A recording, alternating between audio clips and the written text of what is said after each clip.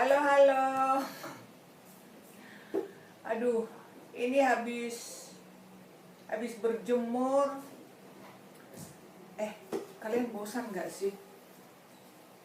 Apaan? Oh ya, jujur aja udah bosan ya. Bosan juga ya. Jadi aku maklumin juga sih orang-orang yang bilang boring ya. Bosan sih memang. Bohong lah kalau dibilang gak bosan ya. Tapi ya, ini kan emang situasi yang harus kita lewati. Nah, Halo guys. Halo guys. ini yang berdua nih ya. Nah, kemarin kan aku bikin video tentang orang Batak ya. Itu sebutnya hal kecil. Ya, gak banyak sih yang nonton. Tapi ada yang bilang gini, Kak, cerita banyak dong tentang orang Batak gitu kan. Orang Batak itu lucu ya. Nah, aku mau cerita yang ini muka gue kenapa ya? Aku mau cerita tentang opungku. Jadi opungku ini lucu gitu. Ya, hal terkait opungku lah ya, tapi kan ada kaitannya dengan orang Batak juga. Nah, opungku ini mamanya mama ya. Maaf ya, saya sambil makan. Emang jam-jam segini biasanya ngunyah nih. Ininya selalu di ubi. Nah, opungku ini baru malau mamanya mama. Itu dulu disebutnya datu. Tahu ya datu? Datu itu dukun gitu loh. Jadi dia dulu mendapatkan ilmunya ini juga sebetulnya kayak dikasih oleh tahu apa nenek moyangnya apa gitu. Jadi opung ini dulu pernah mati suri selama 2 hari, bayangin. 2 hari terus udah dia dungi, udah ditangisin, udah disiapin kuburannya loh. Nah pas hari kedua udah mau dimasukin ke peti lah, hari kedua itu ya, dia bangun, tau gak? Nah sejak bangun itulah dia punya kemampuan itu ngobatin orang. Bahkan sempat pernah dulu ada misalnya penyakit yang susah punya anak, udah berpuluh tahun gak punya anak, itu bisa loh yang punya anak sama opung ini. Malah pernah yang itu buta itu dikasih ramuan bisa melihat. Nah selama dia mati suri ini, kata opung ini, dia mimpi. Jadi kan setelah dia sehat, dia hidup kembali, kan ditanya apa yang dialami. Rupanya selama 2 hari itu katanya dia mimpi. Dia itu ketemu dalam mimpinya itu dia pergi ke suatu tempat, harus menuju suatu tempat. Dan untuk menuju tempat itu yang mungkin inilah ya, dunia lain gitu ya, dia harus melewati 7 gerbang gitu. Jadi 7 gerbang itu macam-macam. Setiap ketemu gerbang pertama itu ada yang jaga. Kadang yang jaga katanya ada kayak binatang buas, ada apa, pokoknya macam-macam. Intinya gini, di gerbang ke-7 yang dia temuin adalah, yang jaga adalah keluarga dia, bapak ibunya udah meninggal, semua keluarga dia yang udah meninggal. Nah pas dia di gerbang ke-7 itu ditanya, mau ngapain kau gitu, pulang sono. Nah gitu, pulang sono gitu, jangan datang sekarang dulu, pulang dulu gitu. Nah pas dia pulang itulah yang dia bangun, hidup lagi. Semua pelayan itu jadi kaget kan gitu. Nah itulah yang dia alami selama masa mati suri itu gitu. Nah sejak itu dia punya kemampuan. Jadi opung kami ini dulu dia tuh nggak banyak ngomong gitu, tapi kalau lihat seseorang tuh kayak intel gitu loh. Matanya itu kayak gitu. Nah jadi sering dulu kayak teman-teman kami kalau nanya jodoh ke dia, nanya, dan nggak tahu ya, sepanjang selama itu semua yang dia bilang benar. Cuman ada hal-hal yang mengerikan kadang-kadang, karena opung ini bisa melihat makhluk halus kan. Jadi kalau tengah malam kita jalan di kampung dulu kan, kita jalan gitu, tiba-tiba dia narik kita nih, sini gitu kan. Itu pasti dia lihat sesuatu gitu. Nah yang paling aku ingat banget itu pokoknya yang peristiwa yang menurut aku juga mengerikan gitu ya. Opung ini bisa ngelihat nih misalnya pernah lah ada di kampung kami waktu itu, ibu-ibu lagi hamil tua ya. Terus kita kan zaman dulu mandinya di pasir tuh, di Danau Toba ya. Nah, pas mandi di situ, pas pulang dia bilang gini di jalan, eh apa ya, kalau saya bahasa Indonesia kan ya, ya itu 2 hari lagi bakal pergi tuh gitu. Jadi dia kayak ngomong ke dirinya gitu ya.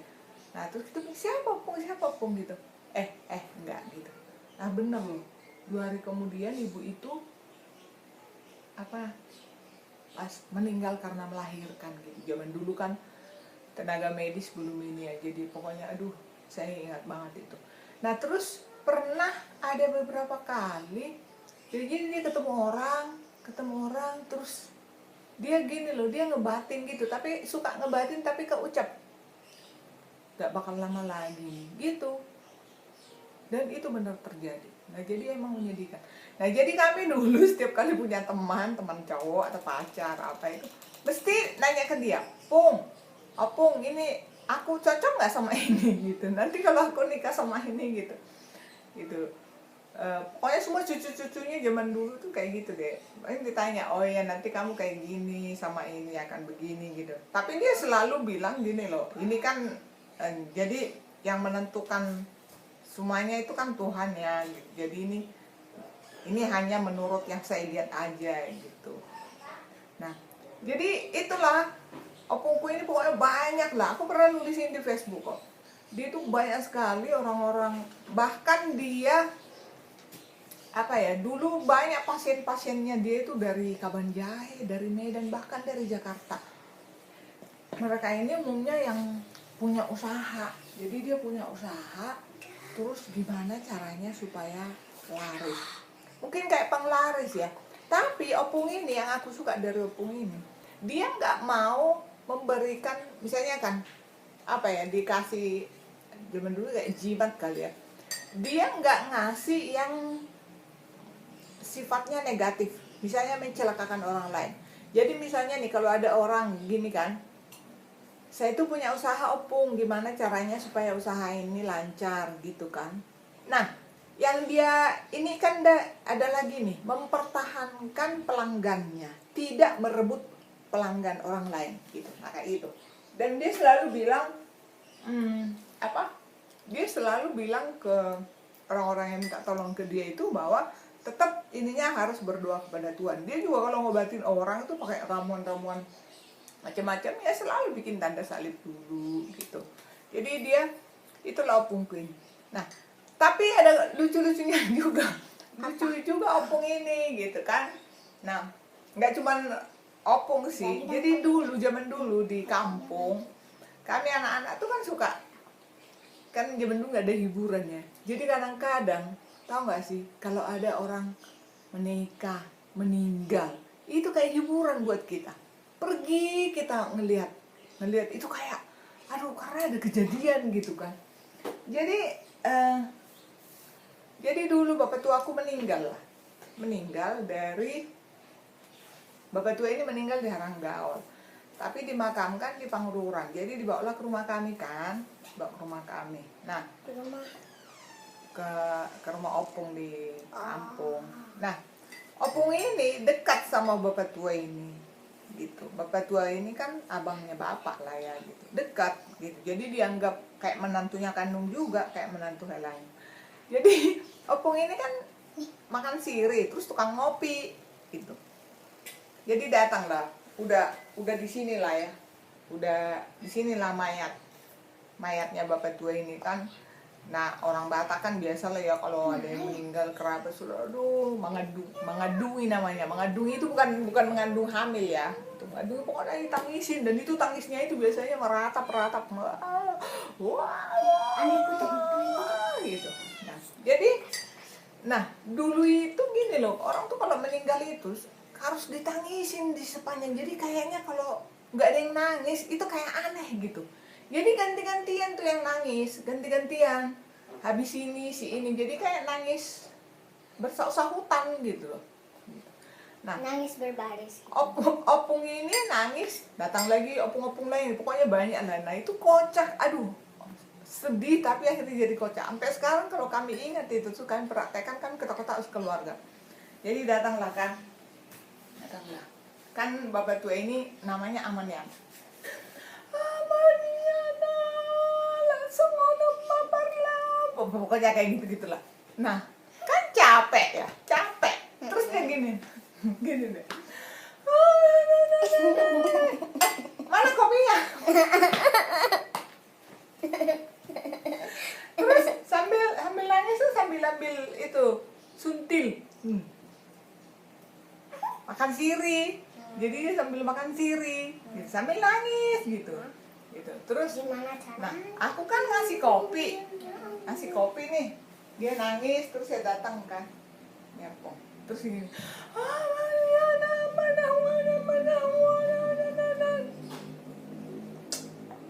Kok baik kali?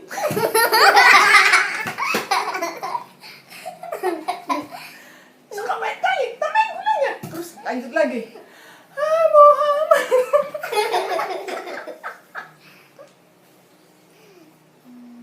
Kocak. Jadi kayak gitu lah dulu di kampung itu orang. Kalau orang meninggal terus mengadu, nangis. Udah tua nih, yang orang-orang tua itu bukannya sedih, jadi kita malah ketawa, karena anak malah ketawa. Nah, zaman itu aku kan masih SD ya, SD apa SMP aku ya. Jadi buat kami itu tuh kayak hiburan gitu loh, kayak hiburan. Jadi kalau ada orang meninggal, apalagi kalau yang kalau yang nangis orang udah tua-tua, itu tuh kita nonton gitu karena lucu-lucu. Jadi nangis terus diselamatkan, dia nangis nih tapi sambil makan, kok nggak enak ini, kurang garamnya gitu. Lanjut lagi nangisnya ini. Terus jadi kayak nangis itu kayak apa ya, kayak nggak dari hatinya kan gitu, kayak nggak dari hatinya nangis itu gitu. Jadi Gimana sih? ya, tapi itu bagian dari kekocakan orang Batak sih. Orang Batak itu emang lucu, ada lucu-lucunya juga gitu. Selain ada lucu-lucunya, ada juga lucunya juga gitu. Jadi itu bagian, pokoknya banyak lah yang lucu-lucu sebenarnya dari orang Batak itu, dari opungku ini ya. Dan orang yang paling, aku pernah loh gini di suatu masa, aku tuh lebih merindukan opung ini daripada orang Bapak, karena opung ini banget gitu sama kami, itu dekat banget. Dan karena anaknya kami, kakak beradik itu ada 9 orang. Jadi kayaknya orang bapak mama ini dulu ya udah dia dibikin, dilahirin, udah yang banyak kan yang ngurus kami opung ini gitu. Dan opung ini keren lah menurut saya sih. Jadi kemarin aku ingat itu pas nulis itu, opung ini lucu banget ya gitu. Dan aku ingat, nah itu sebagian kecil dari hal-hal lucu yang tentang orang Batak juga ya, banyak kayak gitulah, banyak lucu-lucunya ya itu. Nah jadi di saat-saat seperti ini kita penting mengingat yang lucu-lucu guys. Ya kan, karena si corona ini nggak tahu kapan ini berlalu itu. Udah pusing nih, udah stres nih. Oke. Apapun yang terjadi, tetaplah semangat guys. Ya kan? Ya enggak sih? Jangan lupa, kata Nara gimana? Don't forget to, bilang dong. Don't forget to subscribe, like, and comment down below. Oke. Bye. Udah chat. Bye-bye.